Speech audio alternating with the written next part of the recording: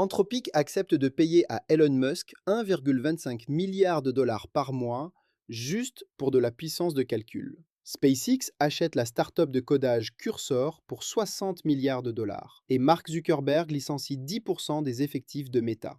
Bienvenue dans le résumé de la semaine. Je suis votre hôte Étienne Noumen, ingénieur logiciel diplômé de l'Université Laval, basé à Calgary. Aujourd'hui, nous réalisons l'autopsie forensique de la consolidation à 1000 milliards de dollars pour la semaine du 17 au 24 mai 2026. Cette semaine, l'industrie de l'intelligence artificielle a subi un choc financier et structurel massif. Pour garantir la puissance de traitement requise par la prochaine génération de modèles, Anthropic a signé un accord faramineux pour payer à XAI 1,25 milliard de dollars chaque mois afin d'utiliser leur superordinateur. Pendant ce temps, SpaceX tente de monopoliser l'avenir du logiciel en acquérant la start-up Cursor pour 60 milliards de dollars, juste avant le lancement historique de son introduction en bourse, valorisée à 1750 milliards de dollars. Mais alors que les capitaux affluent vers les infrastructures, le marché du travail humain continue de saigner. Meta a licencié 8000 employés,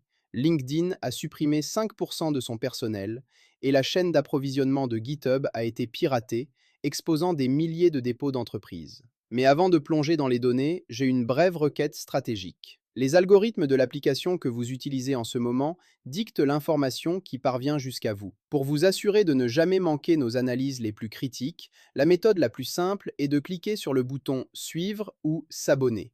C'est une action totalement gratuite qui ne prend qu'une seconde, mais c'est le moyen le plus direct de nous aider à développer cette recherche indépendante. Prenez un instant dès maintenant et abonnez-vous à la chaîne Dejamgamind. Démêlons ensemble cette semaine. Cette semaine, un modèle d'IA a pondu une démonstration mathématique inédite pour résoudre un problème de géométrie qui date de 80 ans. Un truc qui bloquait les plus brillants cerveaux humains. Et genre, presque en même temps, la plateforme GitHub s'est fait piller des milliers de dépôts de code source internes. Ouais, la belle ironie. Ouais, bah oui, non. Tout ça juste parce qu'un employé, sans doute fatigué, a cliqué sur une mauvaise extension dans son éditeur de texte. C'est pas juste absurde, c'est le reflet d'une réalité vertigineuse. Exactement. Bienvenue dans cette investigation de nos sources. Notre mission ici pour notre auditoire, c'est vraiment d'agir en tant que stratège d'entreprise et disons analyste des droits numériques. On va disséquer les événements de cette semaine, du 17 au 24 mai 2026. Et il y a de quoi faire. Ah, ça, c'est clair. Je suis prête. Bon, décortiquons tout ça. Parce que sous tous ces gros titres, en fait, il y a un fil conducteur implacable. C'est la consolidation à 1000 milliards de dollars du marché de l'IA. Ouais, et pour bien comprendre cette consolidation, il faut vraiment regarder au-delà des lancements de produits de surface, tu vois. Ce que nos sources montrent, de manière flagrante, c'est un transfert de richesse historique. L'économie mondiale, elle se construit plus du tout autour des infrastructures traditionnelles, genre les ponts ou les autoroutes. C'est fini, ça. Bah ouais. La nouvelle infrastructure, elle est à la fois cognitive et matérielle. L'argent liquide, les flux de capitaux macroéconomiques, tout ça est littéralement aspiré par le béton, l'acier et les serveurs. Ouais, les serveurs pour faire tourner ces foutus modèles. C'est exactement ce qui saute aux yeux quand tu suis la piste de l'argent cette semaine. En fait, on parle plus du tout de lever quelques millions. Ah non, on a passé un cap. Complètement. Prenons Anthropic, par exemple. Ils ont accepté de payer à XAI une somme faramineuse, 1,25 milliard de dollars. Et c'est pas un chèque unique, hein. Bah non, c'est ça le pire. C'est 1,25 milliard par mois, jusqu'en mai 2029. C'est dingue. Tout ça, juste pour avoir accès au centre de données Colossus 1 du côté de Memphis. Ce qui est fascinant ici, c'est vraiment l'échelle physique de ce centre de données. C'est très difficile à appréhender. Colossus 1, il consomme 300 mégawatts d'électricité. 300. Waouh. Ouais, c'est l'équivalent de l'alimentation d'une ville entière. Et tout ça dédié uniquement à faire des multiplications matricielles. Ce contrat mensuel, si tu fais le calcul, il pourrait rapporter plus de 40 milliards de dollars à XA sur toute sa durée. 40 milliards. C'est délirant. Bah oui, et l'implication macroéconomique est claire. La capacité de calcul, le fameux compute, s'est transformé en la nouvelle monnaie de réserve mondiale. Anthropic, il loue pas juste des serveurs en fait. Il s'assure un approvisionnement vital. Exactement comme une nation qui sécuriserait ses réserves de pétrole. Ouais, ou d'eau douce, quoi. C'est comme si une boîte privée devait louer le PIB entier d'une petite nation insulaire juste pour avoir le droit d'exister sur le marché. C'est une excellente analogie. Mais là où ça devient encore plus révélateur sur cette course au matériel, c'est quand on regarde chez Google en ce moment. D'un côté, on a eu la grande messe de la Google I.O. 2026. Ah oui, le grand show! Voilà, ils ont fait le show, ils ont sorti le modèle Gemini 3.5 Flash, qui est genre 4 fois plus rapide que la version 3.1 Pro sur tous les benchmarks. Ouais. Ils ont aussi balancé l'agent personnel Gemini Spark. Le truc est censé agir tout seul dans Gmail et Docs. Même leur moteur de recherche historique, il intègre des nouveaux widgets génératifs partout. Sur le papier, c'est l'abondance absolue, quoi. L'illusion de l'abondance, pour être précis. Exactement. Parce qu'on coulisse la réalité des infrastructures, elle dicte une toute autre loi. Pendant que Google vend cette couche grand public, tu vois, en poussant leur abonnement AI Ultra à 100 balles par mois, Ouais. leurs propres équipes de recherche crèvent de faim. Enfin, ils font face à une pénurie de compute dramatique. Et c'est là que leur stratégie devient presque comique, en fait.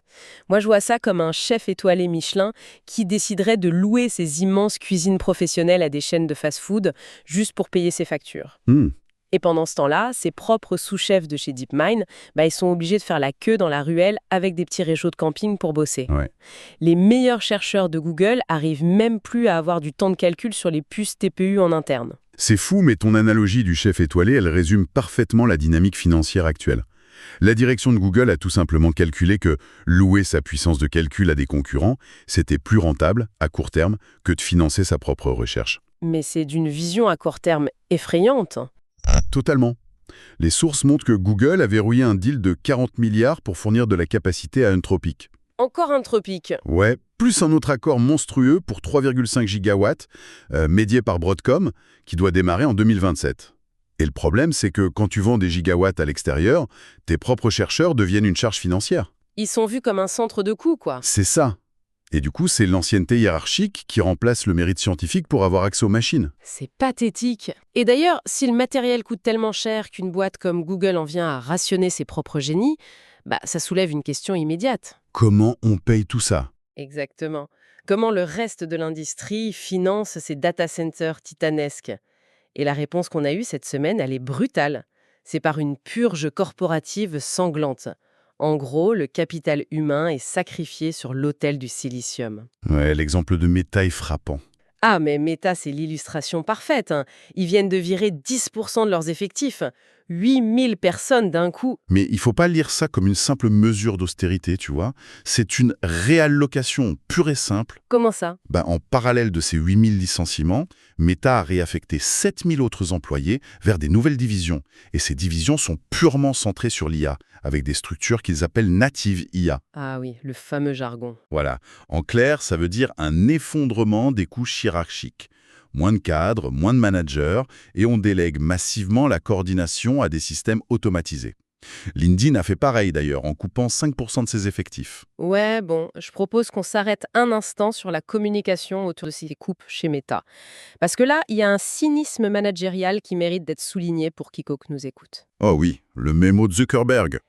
Mais genre, le jour même de la destruction de ces 8000 emplois, Mark Zuckerberg envoie un mémo interne avec cette formule lapidaire, je cite, « Le succès n'est pas un dû ». Analytiquement, c'est d'une froideur absolue. Le gars sort une maxime pseudo-philosophique sur le mérite au moment exact où il déplace des budgets gigantesques, des salaires humains vers des fermes de cartes graphiques. C'est très clair. Ça montre juste que la main-d'œuvre n'est plus du tout perçue comme le moteur de l'entreprise. C'est juste devenu une variable d'ajustement comptable pour acheter plus de serveurs physiques. C'est écœurant. Cette froideur, elle reflète une vraie transition macroéconomique. Le travail perd son pouvoir de négociation face au capital matériel. Ouais. L'industrie est juste en train d'admettre ouvertement que refroidir des serveurs, ça offre un meilleur ROI que de payer des humains. C'est ça. C'est un transfert massif de valeur. On passe du biologique au mécanique. Et du coup, ça nous amène forcément à l'étape suivante de cette logique d'automatisation. Oui, si on part du principe que le travail humain est remplacé, la question logique c'est qui ou quoi construit cette automatisation? Et c'est là qu'on a eu le rachat le plus déroutant de la semaine. Mais complètement. SpaceX, qui prévoit d'acquérir la start-up de codage IA, Cursor, pour 60 milliards de dollars. 60 milliards. Si nous relions cela à une vision plus globale, le contexte financier est super important. Cet achat intervient juste avant l'introduction en bourse de SpaceX, une IPO évaluée à 1,75 billion de dollars, 1,75 trillion en anglais. Les chiffres donnent le tournis. Ouais. Et Cursor, avec leur nouveau modèle Composer 2.5, c'est plus juste un outil qui autocomplète des lignes de code, c'est un système qui conçoit, qui écrit et structure des bases de code entières, tout seul. Et, détail crucial, devine sur quoi ce modèle Composer a été entraîné? Sur le centre de données Colossus 2 de XAI. Ah, la boucle est bouclée. Mais poussons l'analyse 2 secondes, parce que sur le papier, il y a un truc illogique là-dedans. Pourquoi SpaceX? Une boîte d'aérospatiale dont le but c'est d'envoyer Starship sur Mars. Pourquoi il claque 60 milliards pour un assistant de codage logiciel? Ça aurait beaucoup plus de sens de faire ce rachat directement sous l'entité XAI, non? C'est là qu'il faut vraiment analyser la stratégie de conglomérat d'Elon Musk. D'accord. SpaceX, c'est son véhicule financier le plus lourd. C'est le seul qui a la surface financière pour absorber une acquisition de 60 milliards juste avant une IPO historique. Ah, donc c'est un montage financier avant tout. En partie. Mais au-delà de ça, c'est une volonté claire de monopoliser toute la chaîne de production numérique autonome. D'un côté, XAI contrôle l'infrastructure matérielle avec les centres Colossus. De l'autre, en achetant Cursor, l'écosystème Musk s'empare de la couche de code autonome, le système nerveux en gros. Donc posséder l'outil qui écrit le logiciel de demain. Exactement. Contrôler ça, c'est contrôler la fondation de toute innovation future, que ce soit pour des fusées ou pour n'importe quelle autre industrie. C'est là que ça devient vraiment intéressant. Et paradoxal d'ailleurs. Parce que si l'automatisation du code est au centre de fusion à des dizaines de milliards, c'est parce que ces modèles atteignent un niveau cognitif inédit. Ouais, on franchit des paliers. Et nos sources montrent une dualité de malade cette semaine. D'un côté, l'élévation presque divine des capacités des machines, et de l'autre, l'effondrement total de la sécurité humaine. Le contraste est saisissant. Commençons par les capacités. OpenAI a annoncé que leur nouveau modèle de raisonnement a produit une démonstration mathématique originale pour réfuter une conjecture de géométrie de Paul Erdős, un truc posé en 1946. Il faut vraiment qu'on s'arrête là-dessus, parce que l'implication scientifique est historique. On parle de la découverte originale de niveau 4. C'est quoi exactement ce niveau 4 IA ? Jusqu'à présent, l'IA était bonne pour synthétiser, imiter ou appliquer des règles connues. Ça, c'est les niveaux inférieurs. Ouais, faire ce qu'on lui a déjà montré. Voilà. Mais pour ce problème vieux de 80 ans, les mathématiciens humains pensaient que les meilleures solutions se basaient sur une grille carrée. Le modèle d'OpenAI, lui, n'a pas recraché un truc de ses données d'entraînement. Il a inventé ? Il a synthétisé de nouvelles constructions mathématiques. Il a généré un savoir totalement original, dépassant la cognition humaine sur ce problème précis. C'est plus un assistant, c'est un découvreur autonome. C'est vertigineux. Une machine qui franchit le seuil de l'invention pure. Et en même temps, et c'est là que c'est drôle, pendant ce temps-là, dans les tranchées de l'informatique, c'est un vrai vaudeville sécuritaire. Ah oui, l'affaire GitHub. GitHub, le sanctuaire mondial du code, en luce. Ils ont dû admettre le vol de 3800 de leurs dépôts internes. Et comment ça s'est passé ? Justement, tu pourrais croire que c'est un hack ultra sophistiqué, un 0D de la mort. Pas du tout. C'est juste un de leurs employés qui a installé une extension de navigateur empoisonnée pour son éditeur VS Code. C'est incroyable. Et le groupe de hackers, la team PCP, ils ont revendiqué ça pour une rançon de 50 000 $. C'est presque insultant comme montant. C'est ridicule. Mais ça illustre bien la fragilité structurelle de toute notre chaîne d'approvisionnement. On bâtit des systèmes capables de théories mathématiques de génie, mais l'infrastructure qui héberge tout ça, elle repose toujours sur la vigilance d'un humain faillible. Un humain qui clique sur le mauvais bouton. Exactement. Face à des attaques d'ingénierie sociale basique, la véritable surface d'attaque, c'est nous, c'est l'humain. Et d'ailleurs, c'est pas juste l'ingénierie sociale qui pose problème, c'est aussi le bruit ambiant que ces IA génèrent. Le système défensif humain s'effondre sous la charge. Tu penses à Linus Torvalds? Absolument. Le créateur de Linux a poussé un coup de gueule monumental cette semaine. Il a dit que la liste de diffusion sur la sécurité du noyau Linux était devenue ingérable. Pourquoi? Trop de rapports. Ouais, parce que des chercheurs en herbe utilisent des IA pour automatiser la recherche de bugs. Du coup, ils inondent la liste avec des rapports dupliqués ou des trucs qui sont déjà corrigés depuis des lustres. C'est ça, la dynamique défensive est complètement cassée par la productivité de l'IA. D'un côté, tu as des outils super puissants. Le modèle Claude Mythos a trouvé 10 000 bugs critiques chez des partenaires en un mois. Cloudflare, on a trouvé 2000. Donc la détection explose. Ouais, la détection est démultipliée. Mais de l'autre côté, l'analyse et la validation de ces milliers de rapports, ça retombe encore sur des mainteneurs humains. Qui finit sous l'eau. Complètement. Le déluge de données générées par l'IA transforme nos meilleurs experts en goulot d'étranglement. Le système est paralysé par excès d'infos. Et tu vois, cette capacité à cracher du code en masse, combinée au fait de pouvoir trouver 10 000 failles en quelques semaines, ça change la donne. Ah c'est sûr. C'est plus juste des petits outils de productivité pour les boîtes, c'est devenu des leviers de puissance géopolitique majeure. Et c'est pour ça que les gouvernements ont une approche complètement schizophrénique en matière de régulation en ce moment. Totalement. L'enjeu de sécurité nationale a écrasé la prudence réglementaire. Et on le rapporte ici de manière totalement objective pour ceux qui nous écoutent, sans prendre parti, mais regardez ce qui se passe avec l'administration américaine. Le président Trump vient de suspendre la signature d'un décret présidentiel sur l'IA. Le fameux Executive Order. Oui, ce texte devait obliger les entreprises à faire vérifier leur modèle avancé par le gouvernement, genre entre 14 et 90 jours avant tout lancement public, pour des raisons de sécurité. Et ils ont suspendu ça. Suspendu.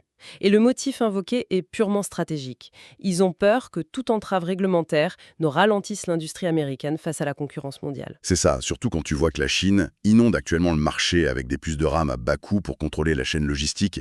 Suspendre ce décret, c'est admettre de façon très pragmatique que la suprématie technologique passe avant le contrôle éthique ou la sécurité. C'est une course aux armements numériques pure et simple. Oui, et pour être sûr de gagner cette course, l'État américain sort carrément le carnet de chèques publics. Regarde les investissements dans le quantique. Ah oui, les chiffres sont tombés cette semaine aussi. Le département du commerce vient de mettre plus de 2 milliards de dollars sur la table, répartis entre 9 entreprises de l'informatique quantique. 2 milliards? Ouais. IBM prend carrément la moitié de l'enveloppe, soit 1 milliard, juste pour construire la fonderie Underdeshorn à Albany. Et Global Foundries chope 375 millions. C'est un message hyper clair. Le message est univoque. Le gouvernement refuse de freiner le présent, donc il dérégule l'IA, mais en même temps, il subventionne massivement l'avenir post-silicium, le quantique. C'est un paradoxe fascinant au niveau macroéconomique. Le fédéral lâche les rênes sur les IA existantes, il laisse les conglomérats dicter leurs lois, mais il pilote de manière ultra centralisée les usines quantiques de demain. C'est exactement ça. Alors, qu'est-ce que tout cela signifie pour notre auditoire ? Si on prend un peu de recul pour synthétiser cette autopsie de notre semaine... L'image est brutale. Ouais, d'une clarté brutale. On a des boîtes comme Anthropic qui lâchent 1,25 milliard par mois juste pour le droit de brancher les serveurs. On a des titans comme Meta qui virent 8000 personnes avec froideur pour financer cette même infrastructure. Sous prétexte que le succès n'est pas indu. Exactement. Ensuite, on a SpaceX qui sort 60 milliards pour contrôler la génération de code autonome, pendant qu'une IA produit des mathématiques originales de niveau 4. Et au milieu de ce chaos, où GitHub se fait piller par une simple extension, les États choisissent de lever toutes les régulations pour garder leur hégémonie. C'est un panorama intense. Et si on connecte tout ça, j'aimerais proposer une réflexion finale, un truc vraiment provocateur pour ceux qui nous écoutent. Je t'écoute. On a maintenant des IA capables de faire des découvertes scientifiques seules et d'écrire leur propre code. Ces outils fusionnent avec l'infrastructure physique du monde entier, avec des centaines de milliards d'investissements. Si l'intelligence n'est plus le facteur limitant, si générer du code est totalement automatisé, l'unique goulot d'étranglement de l'évolution technologique, c'est plus du tout le cerveau humain. C'est quoi alors ? L'énergie. C'est l'approvisionnement en énergie de la planète. Et notre capacité à dissiper la chaleur de ces data centers. Waouh ! Est en train de financer un écosystème numérique où l'humain n'est tout simplement plus requis, ni pour concevoir les systèmes, ni pour coder. On pourrait bien être en train de se transformer en simples observateurs biologiques d'une nouvelle ère évolutive. Des observateurs de l'ère du silicium, c'est une perspective vertigineuse. Merci pour cette analyse, on a de quoi méditer là-dessus.